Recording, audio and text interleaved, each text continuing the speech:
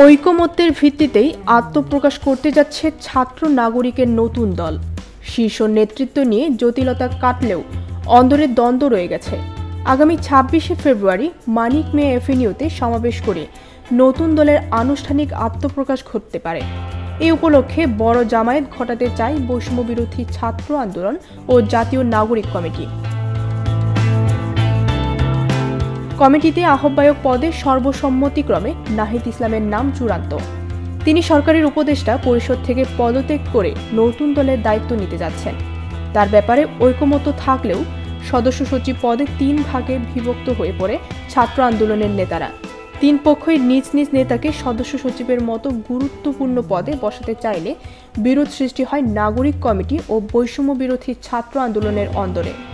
এ নিয়ে দফায় দফায় বৈঠক করে সমঝোতার চেষ্টা চালানো হয়।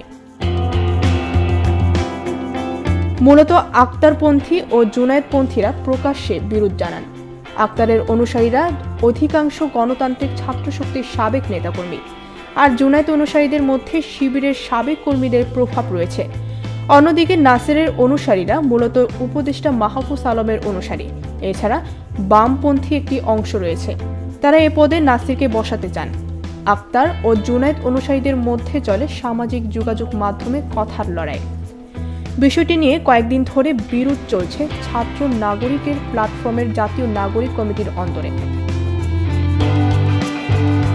এর আগে বিরোধ মেটাতে জ্যেষ্ঠ যুগ্ম আহ্বায়ক ও জ্যেষ্ঠ যুগ্ম সদস্য সচিব পদ দুটিতে জুনায়েদ অনুসারীদের দেওয়ার প্রস্তাব দেওয়া হয়, কিন্তু শুরুতে তাতে সায় দেয়নি তারা। তাদের দাবি শীর্ষ 4টি পদের অন্তত একটি তাদের দিতে হবে।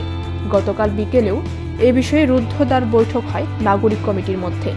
সেখানে সমঝোতা হয়েছে ঐক্যবদ্ধভাবে দল গঠনের ব্যাপারে। তবে এদিনের বৈঠকে জুনায়েদের প্রতিনিধি উপস্থিত থাকলেও তিনি উপস্থিত ছিলেন না। গতকাল নাগরিক কমিটির 2 যুগ্ম সদস্য সচিব এক সংবাদ মাধ্যমকে জানিয়েছেন, তাদের মধ্যে সমঝোতা হয়েছে। আশা করা যাচ্ছে আগামী ২৬শে ফেব্রুয়ারি মানিক মিয়া এভিনিউর সামনে থেকে আত্মপ্রকাশ ঘটতে পারে নতুন দলের।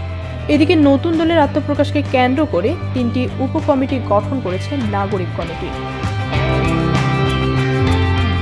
ডেস্ক রিপোর্ট, ভোরের পাতা।